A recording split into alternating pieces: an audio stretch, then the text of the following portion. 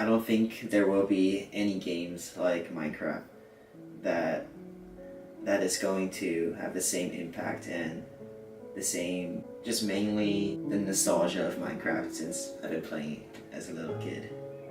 When the genre became popularized in 2017, this particular game came out around my birthday, so it was kind of a birthday present to myself that I used birthday money to buy. And when I bought it, I instantly fell in love with it because of how different it was from Fortnite and H1Z1. It was done perfectly, in my opinion.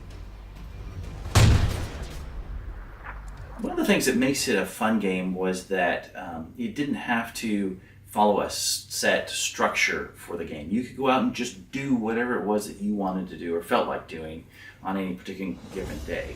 Obviously, there were quests that you had to do, but you didn't have to follow a procedure or a regular set of things. It was not a linear game. So, depending on what you were in the mood to do, you could go do that. If you wanted to take a bunch of time and level up your fishing skill, you could go do that without major penalty to your character or to what you were trying to do in the game.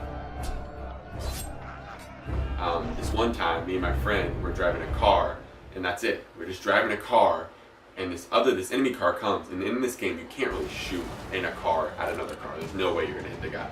But we're shooting and spraying, and we end up hitting the guy, and then our car blows up and disappears, and we both die, and they just drive straight through us, and they live.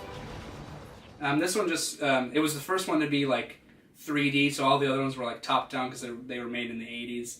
So this one really revolutionized like gaming as we know it, just with like the 3D models and stuff.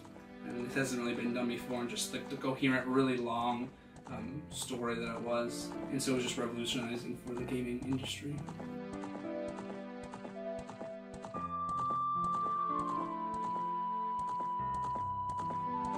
So I started out not knowing much about the game, but I was at my uncle's house and he was like, "Oh, you'd like this one, it's similar to Halo." So I tried it out and I really just enjoyed it. I liked the world. I was playing as what they call the hunter class at that point. And it had a cool aesthetic where you could like throw a knife or something like that. And then actually we were hanging out because you had it back in the day. And I was like, okay, I'll try this out some more.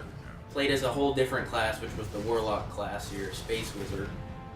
That was really fun, and it just growing more interested in the game itself. It was really fun. So the very first Civilization, let's see, so my friend Brent had an IBM, it wasn't a PC2, but it was pretty close. It was a color screen, which was novel at the time. And we played it off of a floppy. It was the hard floppy, but we played it off a floppy. Let's see, so that was Civ 1. Yeah, so in Pokemon, you're a character and you get your first Pokemon from the town professor, and then you go around your world stopping bad guys using your Pokemon, and then eventually you become the greatest Pokemon trainer around, and it's pretty sweet. I think it's honestly the replayability of it, because with that creativity that I was mentioning, if you get past the first 20-30 minutes of most games, like when you start replaying them, a lot of them kind of stale out and you get back into that grind of just doing the same stuff you usually do. With Terraria, there's still thousands of different ways you can do things, and even if you're doing them similar ways, you can cut out certain parts and just make it faster. Like certain bosses, people prep for multiple real days trying to get everything they need for them for bosses now that Matthew and I can kill on the first night in game.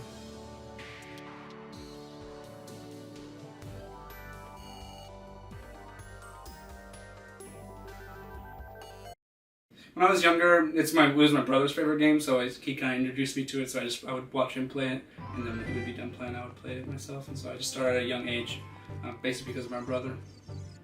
Growing up, I really like medieval things. I really like fantasy and magic. So The Legend of Zelda incorporates all those things. Like you're a teenager with a sword, and you go through these dungeons, battling these bosses. So I just like the sword fighting, the magic of it, and the story. I like the story of it as well. I'd say it was my brother, because when he was in middle school, about I think I was 3 years old when I started playing Pokemon, and I just loved Pokemon ever since. Yeah, so you'll get some monotony if you just keep playing Pokemon games, but that's why you have to go to like fan-made games, because that's when the stories actually start to differ. Because regular ones, you just fight the bad guys, become the greatest trainer, you're done. But in other ones, you can, say, go to different like worlds, stop bad guys, become the greatest Pokemon trainer. But the story, it differs. It's sweet. The story is these three goddesses made the world. They all had different powers. One called the Triforce, and it's the Triforce of Power. That's one of them. The Triforce of Courage and the Triforce of Wisdom. And if you get all three, you basically have all power. You can do whatever you want. And so the bad guy who has power, Ganondorf, he wants to collect all of them to have ultimate power. So he kidnaps Zelda, and you, as Link, go through these dungeons trying to get all these items to defeat the Ganondorf and save the world.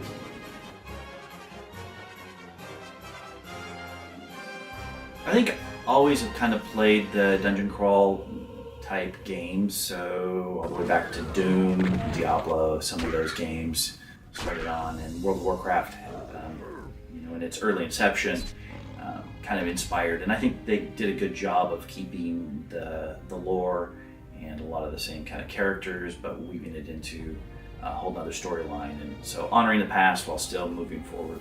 World of Warcraft is a massive multiplayer online game. It's real time in that the entire universe continues to exist whether or not you're online or not. So you can log in and something could have changed over the course of the game, and I think that was one of the elements that made it fun. One of the things about World of Warcraft that I enjoyed was the ability to hang out with friends and form a party to go do a variety of quests. As you got into raids or those kind of things, you needed to have a stable group that you would meet with to go participate in the raid. That usually lasted for a week, and so there was some dedication that was involved in taking care of a raid. But the most part, it was just hanging out with friends, and because it was a massive multiplayer game, you got to meet people from across the United States and make some friends in another part of the world. For years, I've always liked the idea of a game where everyone's dropped into one place and then you have to fight to the death. No respawns or anything, because respawns are cheating. And then when PUBG came, or actually no, H1Z1 came out, I thought the genre was amazing. And then PUBG came out and it was done perfectly. Every time you drop, there's no rules or limitations to what you can do in the map, except for following the circle, of course. It's kind of like Minecraft in that aspect, where you can choose your own adventure each time. You can go different places. The circle spawns at different locations, and you have just lots more things to hide behind and shoot. PUBG kind of put the standard for first-person / third-person shooters. The realistic aspect to it, the shooting is definitely complicated. They put a lot of time and work into that. So I tend to drift more towards games where they actually put more care into them.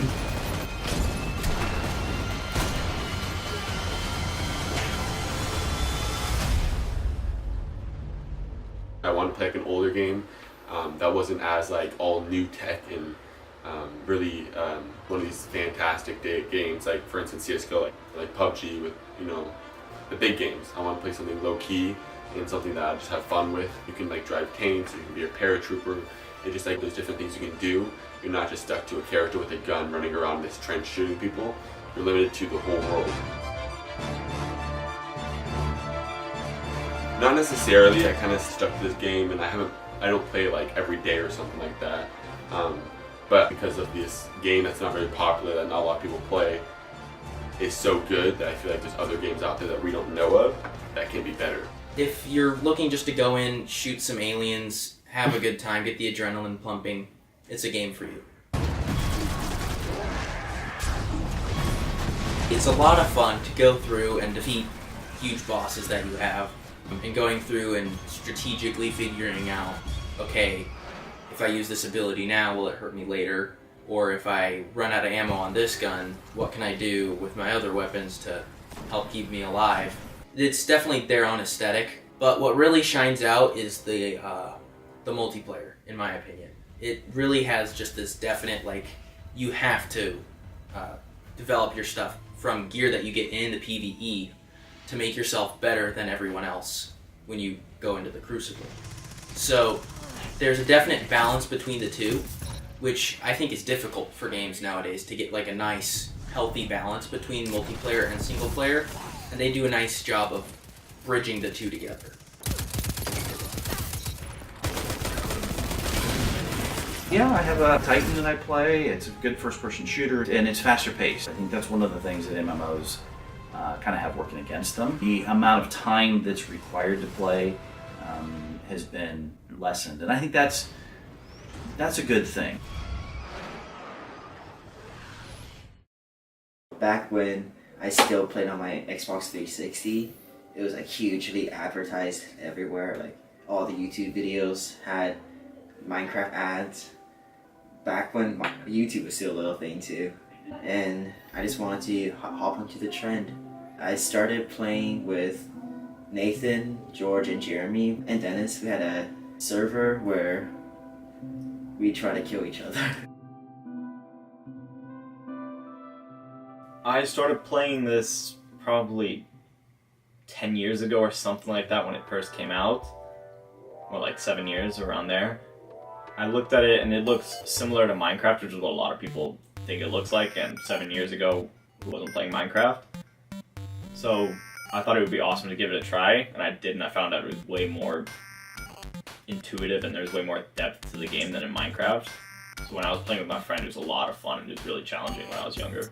What I love about this game is that you can virtually do anything you want. It's a creative sandbox game that has some physics behind it, but it's just like a very open world and the whole journey is yours.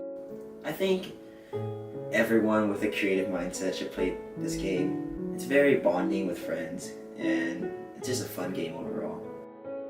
If you've ever genuinely played Minecraft, I think you'd enjoy it. It's just the fact that you have the building and creativity aspects of Minecraft and the sort of like blocky designs and everything, but it takes it to the next level and it gives you a sense of progression as you move through the game. How you do one thing and it doesn't directly tell you what to do next, but as you play the game over and over, you get a real good sense of what to do, even though it's not limited to from one boss to the next and whatever. You can do them in any order you want to a certain extent.